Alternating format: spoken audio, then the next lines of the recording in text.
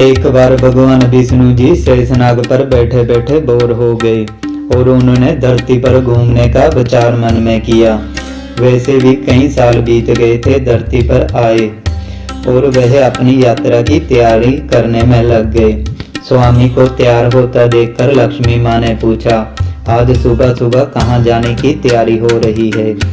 विष्णु जी ने कहा, हे लक्ष्मी, मैं धरती लोक पर घूमने जा रहा हूँ।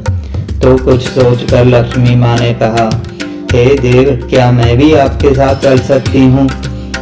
भगवान ने 2 पल सोचा, फिर कहा, एक शर्त पर, तुम मेरे साथ चल सकती हो। तुम धरती पर पहुंचकर उत्तर दिशा की ओर बिल्कुल मत देखना। इसके साथ ही माता लक्ष्मी ने हाँ कह के अपनी बात मनवा ली और सुबह सुबह माँ लक्ष्मी और भगवान विष्णु धरती पर पहुंच गए। अभी सूर्य देवता निकल रहे थे। रात बरसात होकर हटी थी। चारों ओर हरियाली ही हरियाली थी। उस समय चारों ओर बहुत शांति थी और धरती बहुत ही सुंदर दिखाई दे रही थी और माँ लक्ष्मी मंत्रमुग्ध होकर धरती को देख रही थी और भूल गई कि पति को क्या वचन देकर आई है और चारों ओर देखती हुई कब उत्तर दिशा की ओर देखने लगी पता ही नहीं चला। उत्तर दिशा में माँ लक्ष्मी को एक बहुत ही सुंदर बगीचा नजर आया और उस तरफ से भीनी भीनी खुशबू आ रही थी और बहुत ही सुंदर सुंदर फूल खिले थे। यह एक फूलों का खेत था और माँ लक्ष्मी बिना सोचे समझे उस खेत में गई और एक सुंदर सा फूल तोड़ लाई। लेकिन यह क्या, जब माँ लक्ष्मी भगवान विष्णु के पास वापस आई तो भगवान विष्णु की आंखों में आंसू थे और भगवान विष्णु ने माँ लक्ष्मी को कहा कि कभी भी किसी से बिना पूछे उसका कुछ भी नहीं लेना चाहिए और साथ ही अपना वचन भी याद दिलाया। माँ लक्ष्मी को अपनी भूल का पता चला तो उन्होंने भगवान विष्णु से इस भूल की माफी मांगी। तो भगवान विष्णु ने कहा कि जो तुमने भूल की है उसकी सजा तो तुम्हें जरूर मिलेगी। जिस माली के खेत से तुमने बिना पूछे फूल तोड़ा है यह एक प्रकार की चोरी है। इसलिए अब तुम 3 साल तक माली के घर नौकर बनकर रहो। उसके बाद मैं तुम्हें बैंकुट में वापस बुलाऊंगा। माँ लक्ष्मी ने चुपचाप सर झुकाकर हाँ कर दी। आजकल की लक्ष्मी थोड़ी थी और माँ लक्ष्मी एक गरीब औरत का रूप धारण करके उस खेत के मालिक के घर गई। घर क्या, एक झोपड़ा था और मालिक का नाम माधव था। माधव की बीवी, 2 बेटे और 3 बेटियां थी। सभी उस छोटे से खेत में काम करके किसी तरह से गुजारा करते थे। माँ लक्ष्मी जब एक साधारण औरत बनकर जब माधव के झोपड़े पर गई तो माधव ने पूछा, बहन तुम कौन हो और इस समय तुम्हें क्या चाहिए?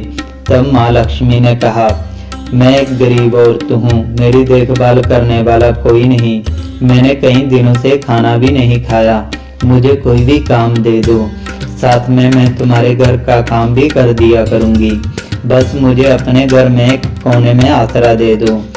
माधव बहुत ही अच्छे दिल के मालिक था। उसको दया आ गई, लेकिन उसने कहा, बहन मैं तो बहुत ही गरीब हूँ। मेरी कमाई से मेरे घर का खर्चा मुश्किल से चलता है।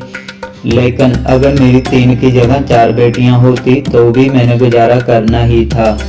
अगर तुम मेरी बेटी बनकर जैसा रूखा सूखा हम खाते हैं उसमें खुश रह सकती हो तो बेटी अंदर आ जाओ।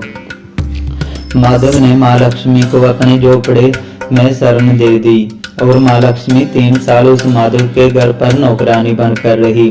जिस दिन माँ लक्ष्मी माधव के घर आई थी उससे दूसरे दिन ही माधव को इतनी आमदनी हुई फूलों से कि शाम को एक गाय खरीद ली।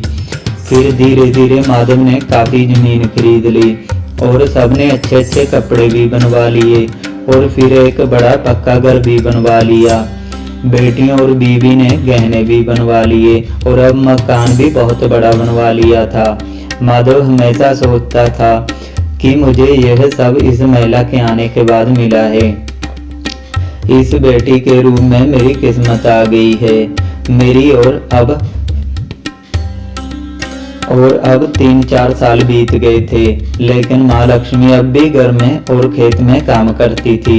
एक दिन माधव अपने खेतों से काम खत्म करके घर आया तो उसने अपने घर के सामने द्वार पर एक देवी स्वरूप गहनों से लदी एक औरत को देखा।